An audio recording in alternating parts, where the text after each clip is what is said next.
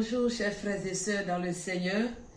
Nous sommes encore là pour notre méditation de chaque lundi matin. Ce matin, le Saint-Esprit nous pose une question importante. À voir tout ce qui se passe au sein de l'Église, corps de Christ, ce que nous vivons chaque jour. Notre méditation est une question qui mérite une réflexion approfondie. Et voilà la question. Christ est-il divisé? Christ est-il divisé? Ouvrons nos Bibles dans 1 Corinthiens, le chapitre 1, à partir du verset 11. Nous lisons. Car, mes frères, j'ai appris à votre sujet par les gens de Chloé qu'il y a des disputes au milieu de vous. Je veux dire que chacun de vous parle ainsi. Moi, je suis de Paul. Et moi, d'Apollos. Et moi, de Céphas. Et moi, de Christ. Verset 13. Christ est-il divisé? Paul a-t-il été crucifié pour vous? Ou est-ce au nom de Paul que vous avez été baptisés? Voilà la question que Paul pose ici aux chrétiens de Corinthe. Que s'est-il passé pour que Paul leur adresse une telle lettre dans laquelle il leur pose cette question? Christ est-il divisé? L'église de Corinthe a été fondée par le ministère de l'apôtre Paul lors de son deuxième voyage missionnaire. Et quand nous lisons 1 Corinthiens 1 à partir du verset 4, l'apôtre Paul même a fait remarquer que cette église a été bénie. Elle a reçu toutes sortes de richesses spirituelles. Au point où dans cette église, il ne manquait aucun don spirituel. Ils avaient tous les dons spirituels. Et Paul en était fier même. On est en train de dire, mais waouh, quelle église bénie, quelle église mature, quelle église spirituelle. Mais attention, quelle que soit notre spiritualité, faisons attention, soyons sur nos gardes pour ne pas ouvrir la porte à l'ennemi. Cette église de Corinthe, ayant reçu toutes ces bénédictions, c'est une église également qui a connu le ministère de plusieurs leaders spirituels. Malheureusement, cette bénédiction-là est devenue problème pour l'église. Et c'est ça qui a amené les divisions.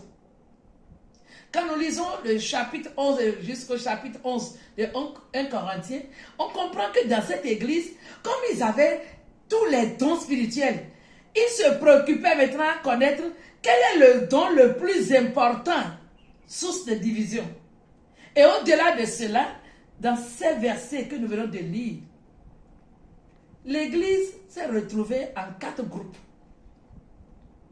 Il y a ceux-là qui commençaient par se réclamer étant de Paul. Nous sommes pour Paul. C'est notre leader. Paul est notre leader.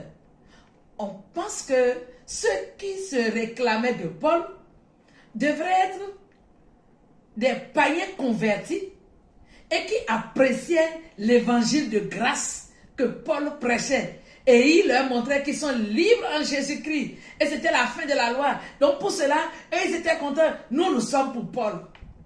Un autre groupe se lève et dit non, nous sommes d'Apollos.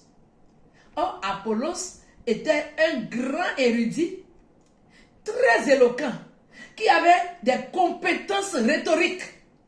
Et on pense que les intellectuels de Corinthe se retrouvaient en lui. Donc pour cela, quand ils écoutent Apollos, ils disent non, voilà un homme, un érudit, un connaisseur. Nous sommes pour Apollos.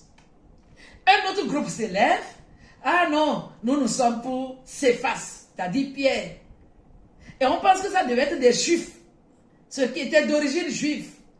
Et je peux dire même, ils pouvaient dire, ah non, Pierre, c'est le meilleur. Parce que lui, il a marché avec Jésus. Lui, il a vu Jésus face à face. Paul, Apollos, non, ça, c'est les disciples qui sont des apôtres qui sont venus plus tard. Mais Pierre, Voilà le porte-parole. Nous sommes pour Pierre. Ils se sont raccrochés à Pierre.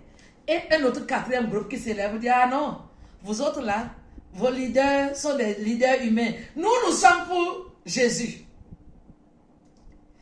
Comme si eux, ils étaient les chrétiens, les meilleurs chrétiens, les plus spirituels. Et tout ceci a été l'objet de divisions de l'Église. Satan réussit ainsi à diviser cette Église-là, qui était partie pour réussir avec toute cette bénédiction spirituelle. Malheureusement, les divisions sont rentrées. Qu'est-ce que cela signifie pour nous aujourd'hui? La même question que Paul a adressée aux chrétiens de Corinthe, le Seigneur nous adresse la même question. Christ est-il divisé? Que se passe-t-il aujourd'hui dans nos églises? Nous sommes aujourd'hui aussi divisés à cause de quoi? Des leaders, des leaderships. Divisés à cause des intérêts, à cause des avantages, à cause de la gloire, à cause de la réputation, la renommée. Nous courons après des choses inutiles et cela nous divise. Moi, je suis d'un tel. Moi, je suis pour tel bord. Au point où on est tenté de dire que au sein de l'Église, corps de Christ, on rencontre malheureusement le côté des mouvanciers et le côté des opposants, comme si nous étions dans des partis politiques. Quand un leader est devant nous et que sa tête ne nous plaît pas, on n'est pas prêt à travailler avec lui. On n'est pas prêt à contribuer. On préfère critiquer, détruire. Nous sommes de l'opposition. Nous sommes de la mouvance. C'est bien dommage qu'au sein de l'Église, on utilise ce genre d'expression. Christ était divisé. Le corps de Christ est divisé. Or, quand on parle du corps de Christ, c'est un ensemble. Le corps n'est pas constitué simplement d'un seul membre, mais c'est tout un ensemble. Un seul membre ne peut pas constituer le corps de Christ. Plusieurs membres ensemble qui forment le corps de Christ. Et qu'est-ce que je voudrais que nous retenions ce matin? Frères et sœurs, retenons trois choses importantes. La première chose, nous sommes tous sauvés par le même sang de Jésus. C'est le même sang de Jésus qui nous sauve. Riches et pauvres, blancs et noirs, intellectuels, analphabètes. C'est le même sang de Christ qui nous sauve. Aucun pasteur n'est mort à la croix pour nous. Aucun prophète n'est monté à la croix pour nous. Mais Jésus seul est mort pour nous tous. Et c'est le même sang de Jésus qui nous lave. Alors, pourquoi toute cette division? Deuxième chose à retenir. Il n'y a qu'un seul paradis. Le paradis. Il n'existe qu'un seul paradis. Si sur cette terre, on n'est pas capable de rester ensemble, travailler ensemble, on se combat, on se divise, on va aller régler dans quel ciel? Le même ciel là? Non. Revoyons nos copies, frères et sœurs. Troisième chose, nous avons un même Père. Matthieu 6, 9 dit, quand vous priez, dites, notre Père qui est aux cieux. Le Wama va dire, notre Père qui est aux cieux. Le fond dira, notre Père qui est aux cieux. Le Camien dira, notre Père qui est aux cieux. L'Américain dira, notre Père qui est aux cieux. Le Français dira, notre Père qui est aux cieux. Un seul Père. Frères et sœurs, cette méditation ce matin, je n'ai pas la prétention de dire tout. Mais je sais que le Saint-Esprit va nous amener à comprendre et à nous saisir. Et je voudrais inviter chacun de nous à fléchir les genoux devant le Seigneur. Demander son secours pour sauver son Église.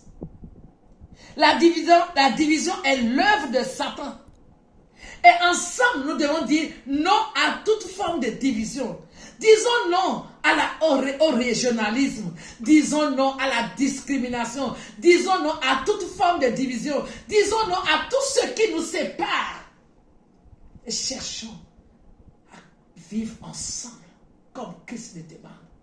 Christ n'est pas divisé. Et alors, le Seigneur va se glorifier davantage. Je prie qu'au cours de cette semaine, chacun à son niveau puisse dire, qu'est-ce que je fais pour que l'Église soit unie? Quelle est ma part de responsabilité?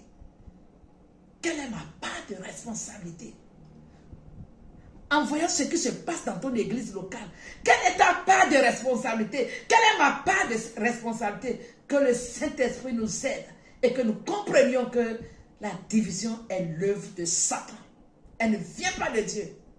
Que le Saint-Esprit nous éclaire davantage et qu'il nous aide à changer ce qu'il faut changer dans notre conduite et que le nom du Seigneur soit glorifié. Que Dieu vous bénisse. Agréable semaine. La semaine prochaine, nous allons continuer sur le même thème. Que Dieu vous bénisse. Amen.